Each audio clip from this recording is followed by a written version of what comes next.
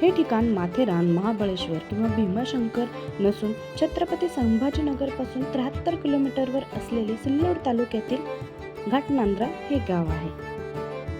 One day पिकनिकसाठी हे अतिशय उत्तम ठिकाण असून जर पावसाळी वातावरण असेल किंवा नुकताच पाऊस पडून गेला असेल तर तुमच्यासाठी ही पर्वणीच असेल.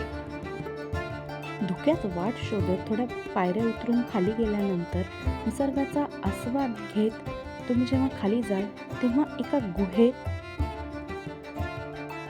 जोगेश्वरी मातेचं मंदिर आहे.